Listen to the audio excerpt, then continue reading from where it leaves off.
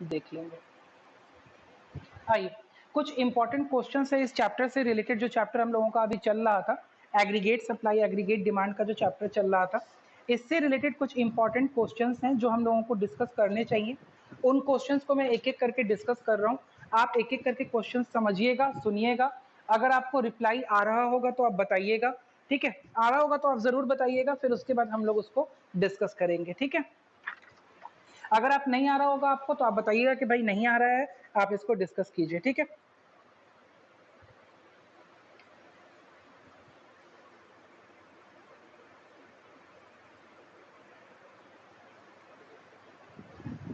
आइए, पहला क्वेश्चन है,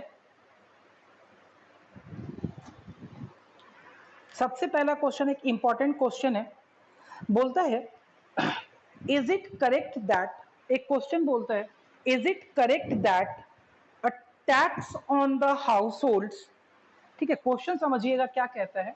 बोलता है, क्वेश्चन पूछता है is it correct that, it is correct that tax on house holds, अगर सरकार हाउस होल्ड्स पे टैक्स लगाती है, विल रिड्यूस एमपीसी, क्या इसका मार्जिनल प्रोपेंसिटी टू कंज्यूम पे कोई फर्क पड़ेगा या नहीं पड़ेगा? पहला क्वेश्चन है कि अगर हाउस होल्ड पे सरकार कोई टैक्स लगाती है तो इस टैक्स के लगाने की वजह से मार्जिनल प्रोपेंसिटी टू कंज्यूम पे कोई फर्क पड़ेगा क्या? बताइए। क्वेश्चन अगर आपको समझ में आ गया तो आंसर आप दे सकते हैं।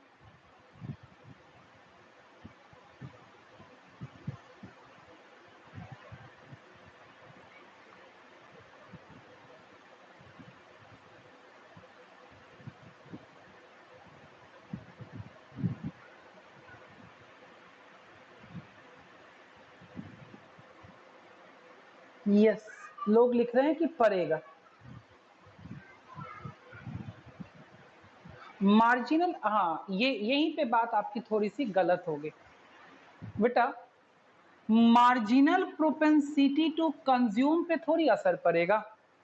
टैक्स अगर लगाया जाता है, टैक्स अगर लगाया जाता है तो इनकम, इनकम पे ना फर्क पड़ेगा, इनकम पे फर्क पड़ेगा, हमारी प्रोपेंसिटी पे क्या फर्क पड़ने का है?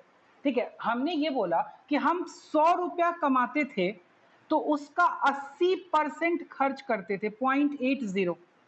तो भाई अगर टैक्स लग जाएगा, टैक्स अगर इम्पोज कर दिया जाएगा तो भाई 100 ना कमा के 90 कमाएंगे, पैसा हमारे हाथ में 90 रुपया ही बचेगा, तो इससे मेरे प्रोपेंसिटी पे क्या फर्क पड़ना है? अब हम 90 रुपए का 80% खर्च करेंगे तो मेरी marginal propensity to consume change नहीं होगी अगर टैक्स लगाया जाए। हाँ, ये हो सकता है कि हमारा डिस्पोजेबल इनकम, जो हमारे हैंड में इनकम है, वो इनकम कम हो जाए, लेकिन उसकी प्रोपेंसिटी टुवर्ड्स कंजम्पशन पे कोई फर्क नहीं पड़ेगा। इसीलिए ये क्वेश्चन मैंने डिस्कस किया था कि आप ये चीज समझे कि भाई 100 रुपए कमाते थे तब भी मेरी मार्जिनल प्रोपेंसिटी 80% ही थी, लेकिन अगर भाई इनकम 90 रुपया हो जाएगा तो इससे मेरी प्रोपेंसिटी पे थोड़ी फर्क पड़ेगा, वैल्यू पे फर्क पड़ेगा। हाँ, कंजम्पशन की वैल्यू चेंज हो सकती है। कंजम्पशन पहले 80 रुपए का होता था, अब कंजम्पशन 72 रुपए का होगा, वैल्यू पे फर्क पड़ सकता है लेकिन प्रोपेंसिटी पे कोई फर्क नहीं पड़ेगा। क्या ये क्वेश्चन समझ में आया? नहीं समझ में आया?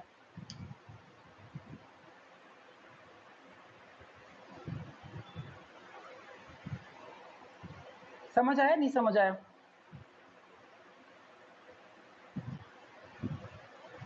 ठीक है, यस यस, एक दो लोगों ने यस बोल दिया, ठीक है, और देख लेते हैं। सामान की कॉस्ट भी तो बढ़ेगी, सामान की कॉस्ट का मतलब मुझे नहीं समझ आया बेटा। ये टैक्स जो है, हाँ, सामान की कॉस्ट को जाने दीजिए ना, ठीक है। एक तो ये टैक्स जो सबसे पहले है, ये हाउस होल्ड टैक्स जो बात कर रहे हैं, ये इनकम से रिलेटेड टैक्स की बात हो रही है। पहली बात, ये इनडायरेक्ट टैक्स की तो बात नहीं हो रही थी, तो सामान के कीमत से इसकी कोई फर्क नहीं होगा, सामान की कीमत का इसके ऊपर कोई फर्क नहीं है। ये actually this is the tax which is imposed on the income, इसकी बात हो रही थी पहली बात तो, ठीक है। और दूसरी बात, आप टैक्स समझ पाए, आप शायद हो सकता है आप गलत टैक्स समझ गए, ये टैक्स इनकम के ऊपर के टैक्स की बात हो रही थी, ठीक है, जो कि हम लोग इनकम टैक्स बोलते हैं। तभी मैंने बोला कि इनकम आपके हाथ में घट जाएगा, ठीक है, लेकिन खर्च करने की प्रोपेंसिटी पे कोई फर्क नहीं पड़ेगा, इसीलिए मैंने ये वाला क्वेश्चन आपसे पूछा था, ठीक है। होप सो आपको समझ में आया होगा। अगले क्वेश्चन की तरफ बढ़ते हैं।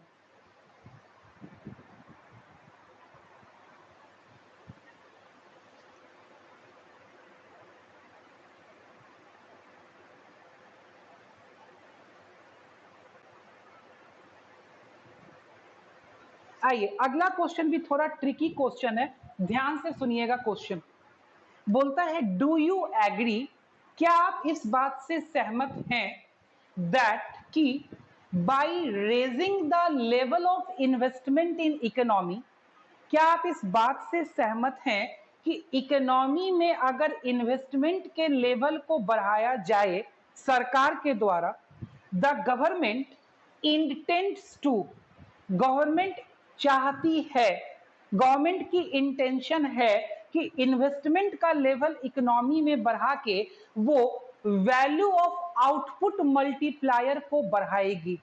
क्या सरकार का ये इंटेंशन हो सकता है? क्या आप इस बात से सहमत हैं कि इन्वेस्टमेंट का लेवल अगर हम इकोनॉमी में बढ़ाएं तो उससे आउटपुट मल्टीप्लायर बढ़ेगा? क्वेश्चन समझ में आया या क्वेश्चन समझ में नहीं आया? क्योंकि सबसे पहला मरहला है कि क्वेश्चन समझ में आएगा तभी आंसर बन पाएगा। फिर से, ठीक है, फिर से बताते हैं क्वेश्चन।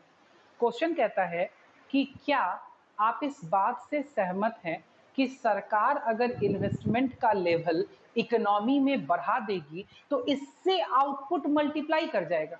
क्या सरकार इस इंटेंशन से इन्वेस्टमेंट का लेवल मार्केट में बढ़ाती है क्या?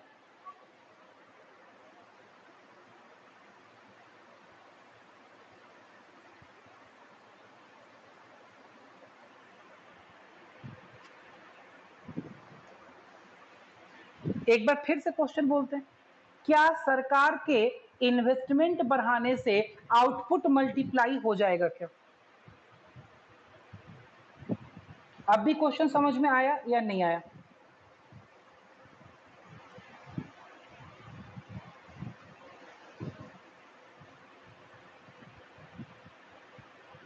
हेलो,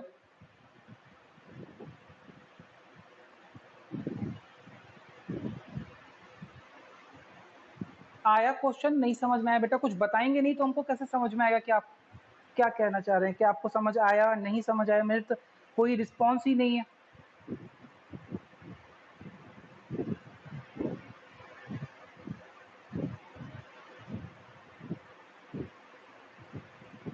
अच्छा ठीक है, व्हाट्सएप पे आप लोग आंसर कर रहे हैं, ओके।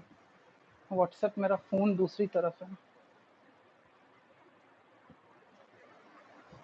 हाँ ठीक है, अब आप जो आंसर करना चाहते हैं करें।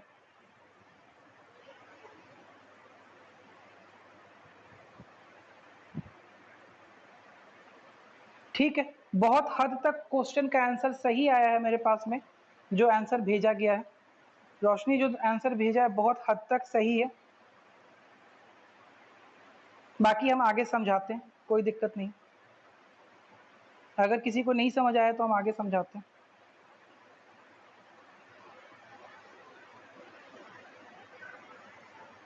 ठीक है, देखिए क्वेश्चन कह रहा था कि भैया सरकार जब इन्वेस्टमेंट का वैल्यू बढ़ाती है ना, तो क्या उससे सरकार आउटपुट को मल्टीप्लाई करने की कोशिश करती है क्या? तो नहीं भैया, आउटपुट तो मल्टीप्लाई करने का सवाल ही नहीं उठता है। आउटपुट मल्टीप्लाई किस चीज पे डिपेंड करता है? ये डिपेंड करता है मार्जिनल प्रोपेंसिटी टू कंज्यूम पे। क्योंकि वर्किंग ऑफ मल्टीप्लायर अगर आप देखेंगे तो आपको पता चलेगा कि अगर हमने डेल्टा आई 100 रुपए से अगर इन्वेस्टमेंट बना बढ़ा, हाँ जी, तो बेटा बोलता है कि हमारा जो आपका वर्किंग ऑफ मल्टीप्लायर है, वो वर्किंग ऑफ मल्टीप्लायर तो बेसिकली एमपीसी के ऊपर डिपेंड करता है कि अगर एडिशनल इन्वेस्टमेंट से एडिशनल इनकम बढ़ी और मल्टीप्लायर आपका काम नहीं करेगा, अगर एमपीसी आपका वर्क नहीं करेगा, अगर मार्जिनल प्रोपेंसिटी टू कंज्यूम आपका मान लो 0.1% ही हो, तो रिवर्स होकर के ये इनकम वापस नहीं आएगी ना इकोनॉमी के अंदर, ठीक है, क्योंकि 10% ही कंज्यूम होगा तो 90% तो सेव हो जाएगा।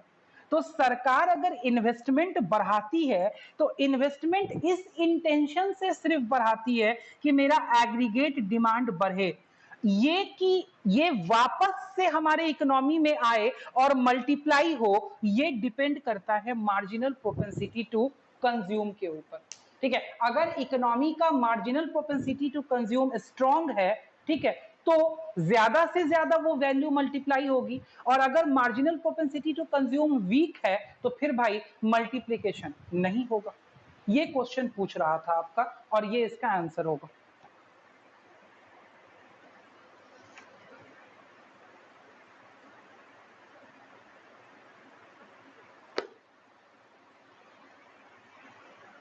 ठीक है, क्या ये क्वेश्चन समझ में आया, आंसर समझ में आया? हेलो हेलो, हाँ ईशान बोलो। सर बोल रहे थे मेरे एक भैया हैं, हाँ हाँ सर आप स्टॉक्स पे शेयर मार्केट में गए हुए हैं, आज समझ में नहीं आ रहा सर। हाँ 20,000 के आसपास लगाए, कुछ आपसे आइडिया लेना था उनको। तो बेटा अभी तो हम क्लास ले रहे हैं बाबू, हम क्लास के बाद बात कर पाएंगे। ठीक है सर, ठीक है, हम क्लास के बाद करते हैं, ठीक है ठीक है ठीक। चलिए, तो मेरे हिसाब से यहां तक समझ में आ गया होगा।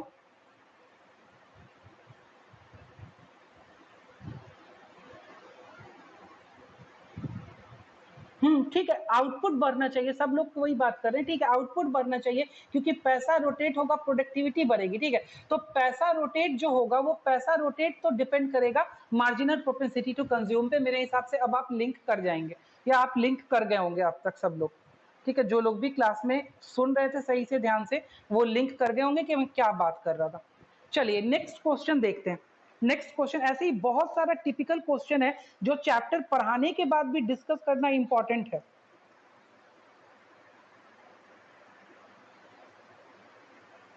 अच्छा, अगला क्वेश्चन बोलता है, ध्यान से सुनिएगा, higher savings induces greater investment. बोलता है क्या इकोनॉमी में अगर सेविंग्स ज्यादा होगी तो इन्वेस्टमेंट भी ज्यादा होगा क्या? कमेंट करने के लिए बोला आपको। क्या इकोनॉमी में, जिस इकोनॉमी में सेविंग्स ज्यादा होगी, इंप्लाइड है क्या वहां इन्वेस्टमेंट भी ज्यादा होगा? क्या होगा इसका आंसर, ट्रू की false?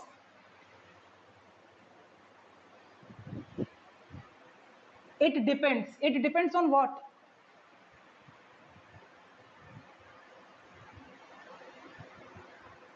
If the saving is invested only then, ठीक है। हाँ, तो बहुत सही बात बोला कि डिपेंड करता है सर, ऐसा कुछ नहीं है कि अगर सेविंग्स ज्यादा होंगी तो इन्वेस्टमेंट ज्यादा होगा। अगर सेविंग्स ज्यादा होके लीकेज हो जाता है, लोग उसको दोबारा से रोटेट करके इकोनॉमी में नहीं लेके आते हैं, तो इट डजंट मीन दैट कि सेविंग्स अगर ज्यादा होगी तो इन्वेस्टमेंट ज्यादा होगा ही इकोनॉमी के अंदर, ठीक है। तो मेरे ख्याल से ये क्वेश्चन कनेक्ट हो गया होगा।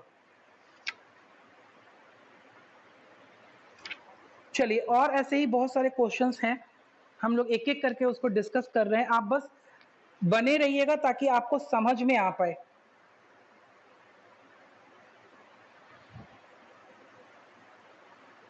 अच्छा, नेक्स्ट क्वेश्चन बहुत इंपॉर्टेंट, ध्यान से सुनिएगा और अपना आंसर जब प्लान कर लीजिएगा तब बोलिएगा, ठीक है, लेकिन बोलिएगा, आपको जो आता होगा बोलिएगा जरूर।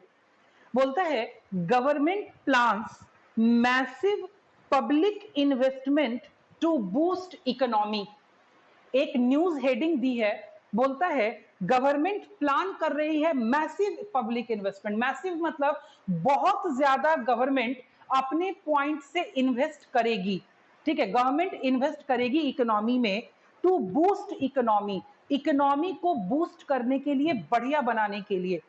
Explain the manner in which it is expected to happen. आपको बोलता है कि निश्चित ही गवर्नमेंट के पब्लिक इन्वेस्टमेंट से इकोनॉमी बूस्ट होगी। You have to write the manner, you have to explain the manner कि किस तरीके से इकोनॉमी बूस्ट होगी।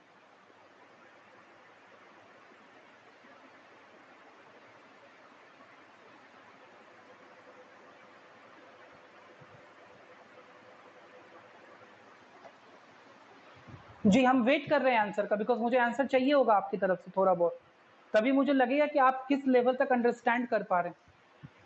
एक तो लोग बहुत कम है मेरे साथ में, पता नहीं क्यों सबने ये अज्यूम कर लिया कि शायद पेपर सीबीएसई कैंसिल कर देगी।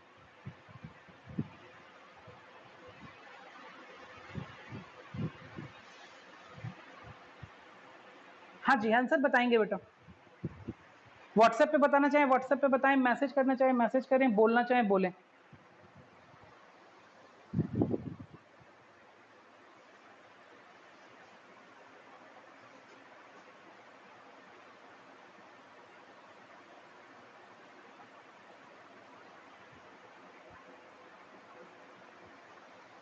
ठीक है, थोड़ा थोड़ा ठीक आ रहा है आंसर।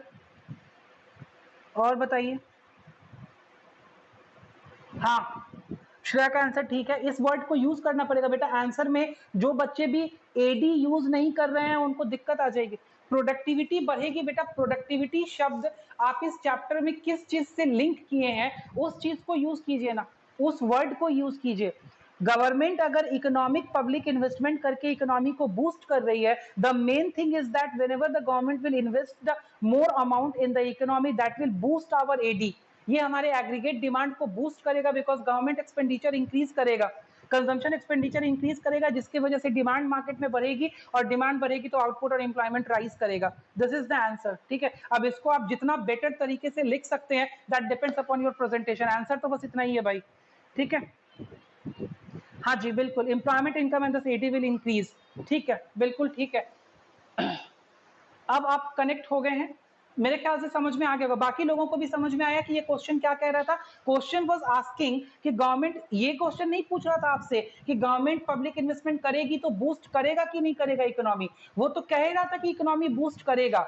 आपसे बस ये पूछ रहा था कि what is the matter of channelisation, किस तरीके से बूस्ट करेगा। तो आपको यहाँ पे ये लिखना होगा कि पब्लिक इन्वेस्टमेंट की वजह से गवर्नमेंट एक्सपेंडिचर बढ़ेगा, जो कि हमारे एग्रीगेट डिमांड का कंपोनेंट है, जिससे एग्रीगेट डिमांड बढ़ेगा, और एग्रीगेट डिमांड के बढ़ने की वजह से इनकम और एम्प्लॉयमेंट राइज करेगा इकोनॉमी में। ठीक है, तो इससे हमारा इकोनॉमी बूस्ट करेगा, ये इसका आंसर होना था। चलिए नेक्स्ट क्वेश्चन हम लोग देखते हैं।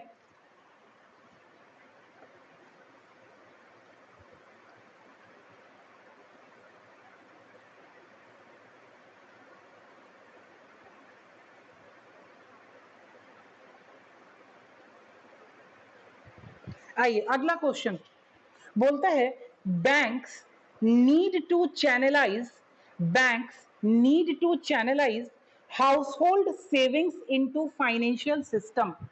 बोलता है एक न्यूज, ये भी एक न्यूज आर्टिकल का एक पॉइंट उठा के आपको दिया। बोलता है कि बैंकों को चाहिए कि हाउस होल्ड्स की जो सेविंग्स हैं उनको फाइनेंशियल सिस्टम में चैनलाइज करें, लेके आए। अब आगे आपसे क्वेश्चन पूछता है, what is the economic value of this statement in context of the Indian economy.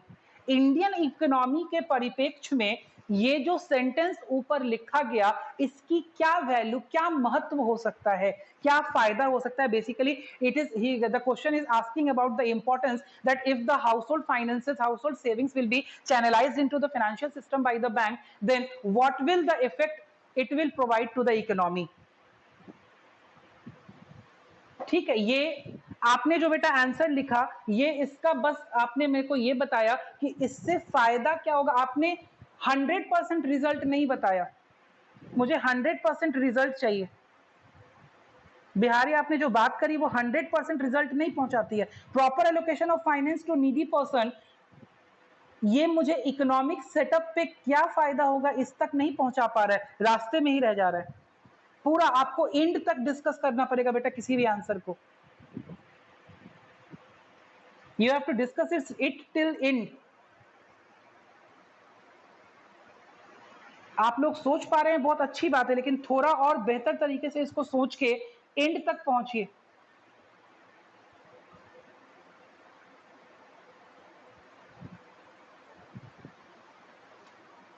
ठीक है रोशनी, और कुछ दिमाग लगा? ठीक है अभिषेक।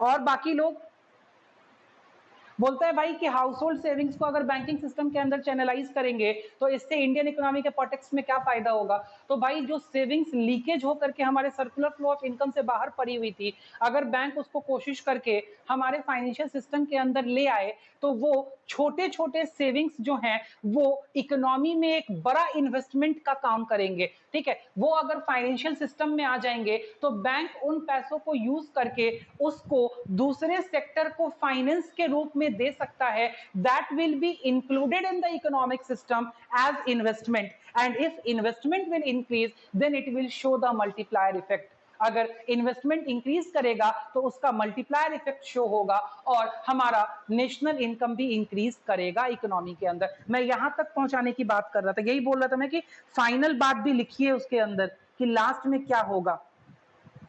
हाँ, जीडीपी भी इंक्रीज होगा, ये आपका फाइनल स्टेटमेंट हुआ कि जीडीपी इंक्रीज करेगा, बिल्कुल ठीक है। बिकॉज वो छोटे छोटे जो सेविंग्स होंगे वो बैंक जब उसको एक साथ कलेक्ट करेगी that will become a big investment, वो एक बिग इन्वेस्टमेंट बनेगा। बैंक उनको लोन के माध्यम से दूसरे सेक्टर्स को प्रोवाइड करेगी एंड दैट विल री इंस्टेट इनटू द इकोनॉमी, वो इकोनॉमी में री इंस्टेट होगा और री इंस्टेट होने के बाद वो इकोनॉमिक मल्टीप्लायर में हेल्प करेगा जिससे नेशनल इनकम बिल्डअप होगा, जीडीपी बिल्डअप होगी। ठीक है, तो आपको कंप्लीट आंसर्स लिखने पड़ेंगे बेटा किसी भी पॉइंट पे।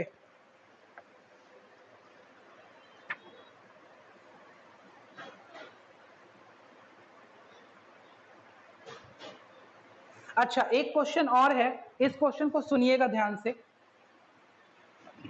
ये पॉइंट शायद पहले डिस्कस हो चुका है लेकिन तभी भी एक बार जब डिस्कस कर रहे हैं सिलसिलेवार तो हम लोग डिस्कस कर ही लेते हैं। बोलता है वाई शुड पीपल सेव, लोगों को क्यों बचत करनी चाहिए when savings as a withdrawal from the circular flow of income causes GDP to shrink. बोलता है भाई कि अगर सेविंग्स जो है जो कि विड्रॉल होती है हमारे सर्कुलर फ्लो ऑफ इनकम से, उसके वजह से जीडीपी श्रिंक कर जाती है, जीडीपी कम हो जाती है, कमजोर पड़ जाती है, तभी भी लोगों को क्यों सेव करना चाहिए, क्या सेविंग्स ठीक है? क्वेश्चन पूछा है, आंसर आपको बताना है।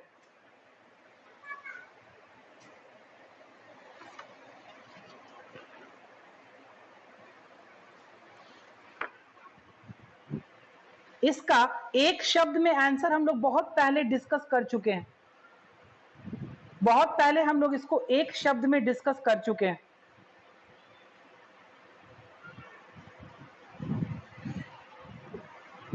हाँ जी बिल्कुल, ये माइक्रो मैक्रो पैराडॉक्स है, बिल्कुल सही, माइक्रो मैक्रो पैराडॉक्स है।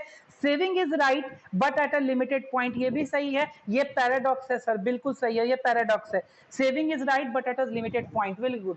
ठीक है, तो यहां पे आंसर कैसे लिखोगे मुझे तो बता दिया।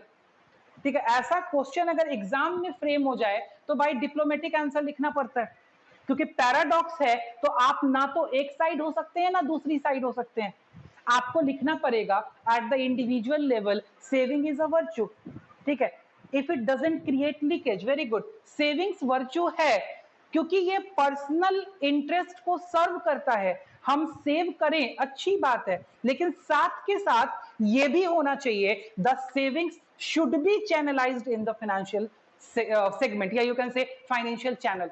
सेविंग को वापस से अगर फाइनेंशियल चैनल में डाल दिया जाए तो कितना ही बढ़िया होगा। ठीक है, सेविंग्स भी हो जाएंगी, जो सेव कर रहे हैं उनका पर्सनल इंटरेस्ट भी पूरा हो जाएगा और पैसा फिर से इन्वेस्टमेंट की तरफ भी चला जाएगा, तो then it will become a beneficial situation for the economy, ये इकोनॉमी के लिए बेनिफिशियल सिचुएशन हो जाएगा।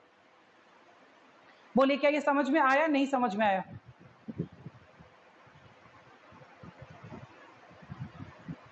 पॉइंट समझ आया, नहीं समझ आया? ठीक है, आगे बढ़ते हैं।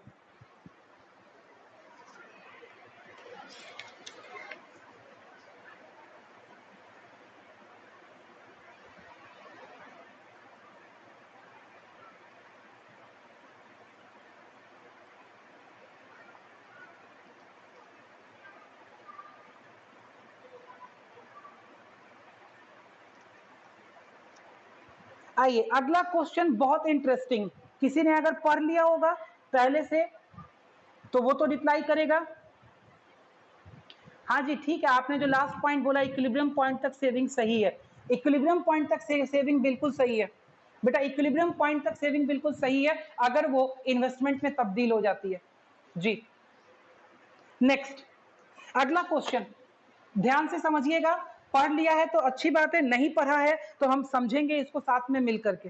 बोलता है question, if higher level of expenditure leads to higher level of AD, बोलता है अगर खर्च ज्यादा हो, ठीक है, household sector, firm, government सब खर्च ज्यादा करे तो हमारा एडी बढ़ता है, हम जानते हैं एडी इंक्रीज करता है, higher expenditure means higher AD and higher level of AD leads to higher level of output.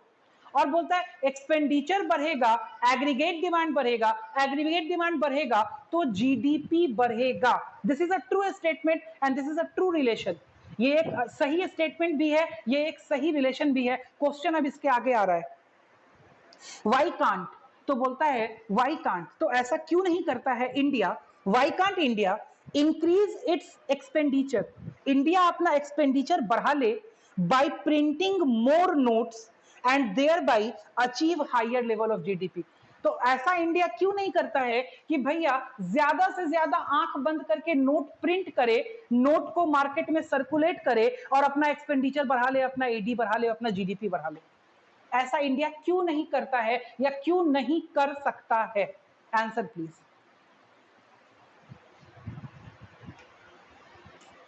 ये जो आप एक लाइन में आंसर बोल देते हैं भाई साहब, ठीक है, इससे आपको क्या लगता है कि आपको 4 नंबर मिल जाएगा?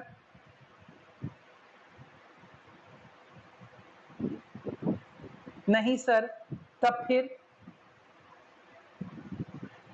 इसको प्लान करके लिखना पड़ेगा ना। आंसर तो मेरे को भी एक लाइन में आता है, लेकिन हम अगर आपको एक लाइन में समझाएं तो पूरी क्लास को समझ में आएगा। थोड़ा सा एक्सप्लेन करके बोलिए। क्वेश्चन सबको समझ में आ गया? क्वेश्चन सबको समझ में आ गया कि क्वेश्चन रिपीट करें? हम एक बार रिपीट कर देते हैं। बोलता है भाई कि एक्सपेंडिचर बढ़ाने से एग्रीगेट डिमांड बढ़ता है और एग्रीगेट डिमांड बढ़ाने से जीडीपी बढ़ जाती है, तो इंडियन सरकार या इंडियन गवर्नमेंट ऐसा क्यों नहीं करती है कि नोट छाप करके पैसा सप्लाई कर दे, लोगों के हाथ में पैसा हो, लोग एक्सपेंडिचर बढ़ाएं, एग्रीगेट डिमांड बढ़ जाएगा और जीडीपी बढ़ जाएगी? ऐसा क्यों नहीं करती? ठीक है, आंसर मेरे पास आ चुका है, लेकिन आंसर पूरा फ्रेम करके नहीं आया। इन्होंने सिर्फ एक लाइन लिख दिया है कि भैया ऐसा अगर आप कीजिएगा तो इन्फ्लेशन बढ़ जाएगा। भैया कैसे इन्फ्लेशन बढ़ जाएगा, समझाइए तो सही कि इन्फ्लेशन कैसे बढ़ जाएगा। आपने कह दिया कि एक्सपेंडिचर आप बढ़ा, अगर आप पैसा छाप करके मार्केट में मनी सप्लाई कर दीजिएगा तो उससे एक्सपेंडिचर बढ़ जाएगा। ठीक है, तो समझाइए तो सही कि एग्रीगेट डिमांड बढ़ेगा तो इन्फ्लेशन कैसे बढ़ जाएगा। हाँ, अब मेरे पास बात आई है कि सप्लाई कांस्टेंट होगी। क्यों? एग्रीगेट, अगर आप बात करें फुल एम्प्लॉयमेंट इक्विलिब्रियम लेवल की, तो भाई साहब आपके पास में आउटपुट को बढ़ाने की क्षमता नहीं होगी, और अगर आप अपना एक्सपेंडिचर बढ़ाते जाएंगे, एग्रीगेट डिमांड बढ़ाते जाएंगे, तो भैया ये भी सिचुएशन आएगा, जनरल प्राइस लेवल भाग जाएगा, और जनरल प्राइस लेवल भागेगा तो हाहाकार मचने लगेगा। ठीक है, that's why printing note is not the solution to the problem. Printing note किसी चीज का सॉल्यूशन नहीं है। बस इसी बात को लिखा हुआ है।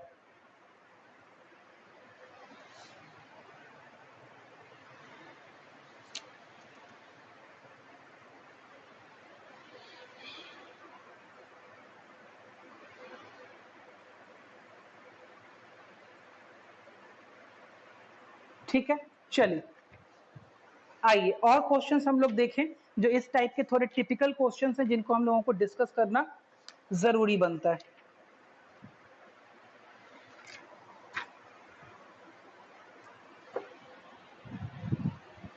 एक मिनट, एक क्वेश्चन आया है मेरे पास में,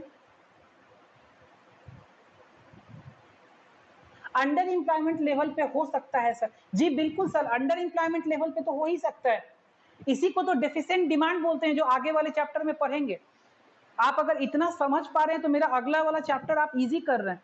बिल्कुल, जो आपने ये बात बोली, अनुज ने मेरे को ये बात बोली कि सर अंडर एम्प्लॉयमेंट लेवल पे तो ये बात हो सकती है, पैसा छाप के बाजार में बेचेंगे, ठीक है, तो हम तो पढ़ेंगे ही अगले चैप्टर में बेटा कि what are the measures to curve the deficient demand, उसके अंदर हम पढ़ेंगे increase the money supply, deficient demand खत्म हो जाएगा, बिल्कुल हम पढ़ेंगे। नेक्स्ट चैप्टर की प्लॉटिंग ऐसे ही हो जाती है, ठीक है। तो नेक्स्ट चैप्टर में यही चीज हम लोगों को पढ़ना है, जो लास्ट आपका जो problem of excess and deficient demand वाला चैप्टर है, will do that thing there, वहां पे हम इस चीज को पढ़ेंगे और आपको एक एक करके सारा ऑप्शन वहां बताएंगे कि कैसे मनी सप्लाई बढ़ने से कैसे आपका डिफिशिएंट डिमांड का जो प्रॉब्लम था वो दूर हुआ, ठीक है। वो प्लॉट आप ठीक ले रहे हैं, आगे चैप्टर में अपने को पढ़ना है।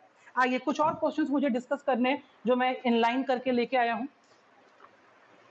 समय रहते हैं हम लोग डिस्कस कर लें। अगर सेशन चेंज कर लें तो ज्यादा बेहतर लग रहा है मुझे, क्योंकि 7:43 हो चुका है ऑलरेडी। आप सेशन चेंज करके नेक्स्ट सेशन में ऐड हो जाइए, हम लोग आगे और डिस्कस कर रहे हैं।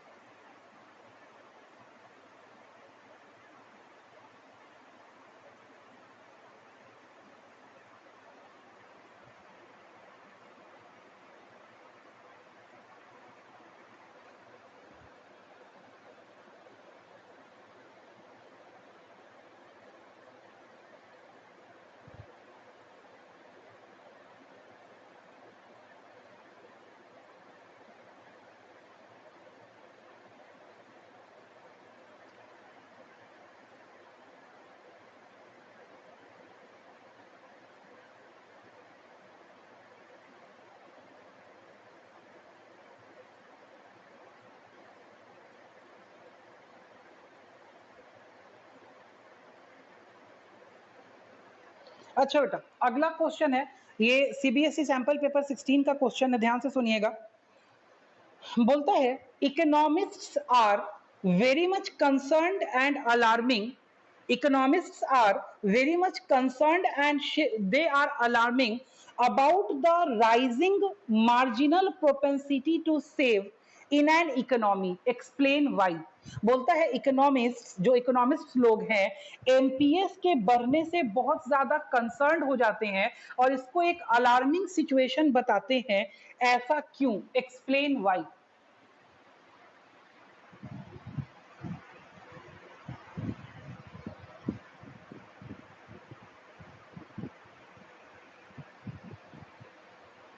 हाँ, फिर यही बात है कि आपने आंसर को आधे पे छोड़ दिया। श्रेया ने बोला कि एमपीएस बढ़ जाएगा तो एमपीसी कम हो जाएगा, ये तो सबको पता है।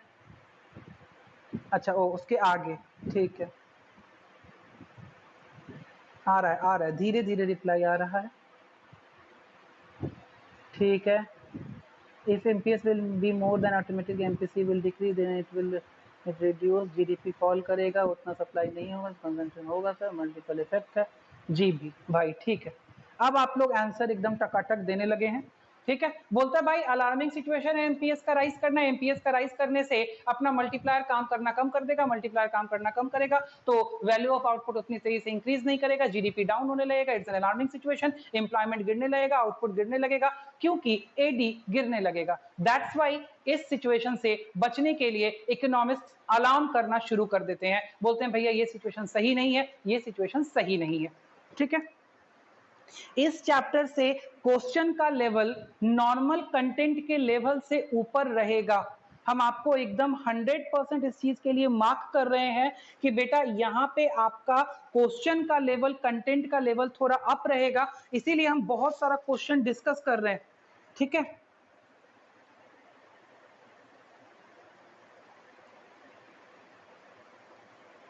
ये तो लास्ट चैप्टर पढ़ाने के बाद डिस्कस करेंगे, ये सब लास्ट चैप्टर पढ़ाने के बाद डिस्कस करेंगे।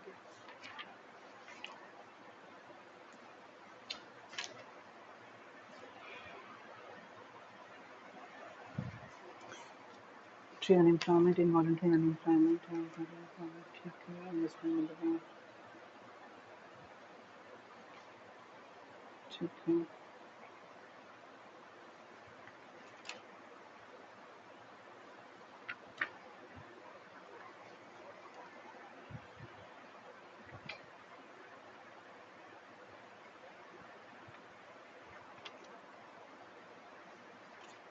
एडजस्टमेंट मैकेनिज्म आगे डिस्कस करते हैं। एक्सटेंट एक्सपोस्ट, बेटा extent and ex post investment saving अभी आपको नहीं बताया है ना।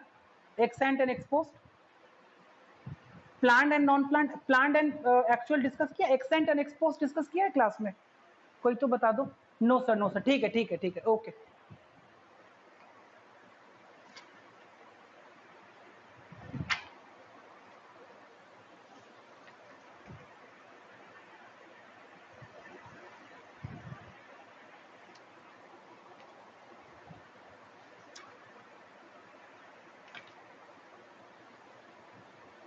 अच्छा चलिए, तो मेरे ख्याल से इसमें यहाँ तक से रिलेटेड जो भी बातें थी वो हमने कर ली हैं, और जो बातें होंगी और हम करेंगे आगे उस बात को, ठीक है। मुझे दो बात पे अपडेट कीजिएगा।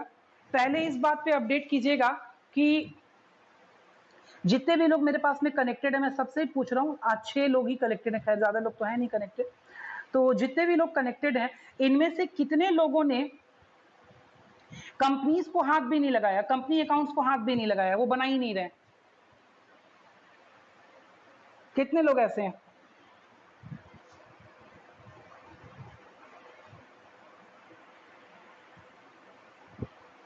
कोई ऐसा नहीं है जिसने हाथ नहीं लगाया। कितने लोग ऐसे हैं जो बना रहे हैं और जिनसे बन रहा है? बना रहे हैं, बन रहा है। अच्छा ठीक है, यस सर, ठीक है। अनुज का आया, यस सर। रोशनी सर अभी बनाए हैं लेकिन अभी पूरा स्टॉप है। अच्छा ठीक है। श्रेया सर डाउट है, कुछ क्वेश्चंस में बनाए हैं बट अभी छोड़ा हुए हैं, ठीक है, बनाए हैं बट अभी छोड़े हुए हैं। अच्छा ठीक है, हाँ कोई दिक्कत नहीं, बनाए। कितने लोग ऐसे हैं जो बनाने की एक मिनट सारे आंसर देख लूं सर, एकदम टकाटक बन रहा, ठीक। कितने लोग ऐसे हैं जो बना रहे हैं लेकिन बन ही नहीं रहा है, मतलब मेरे पढ़ाने की वजह से या मेरे वजह से नहीं समझ में आ रहा है कि मुझे और एक्सप्लेन करना है अभी, मतलब जिन्होंने बनाने में हाथ लगाया उनको बिल्कुल ही समझ नहीं आया। ऐसा मेरे ख्याल से कोई बच्चा नहीं होगा। अभी हैं कौन लोग? नहीं, इतने में तो वो कोई लोग ऐसे नहीं होंगे मेरे ख्याल से जिनको दिक्कत आएगी, ठीक है।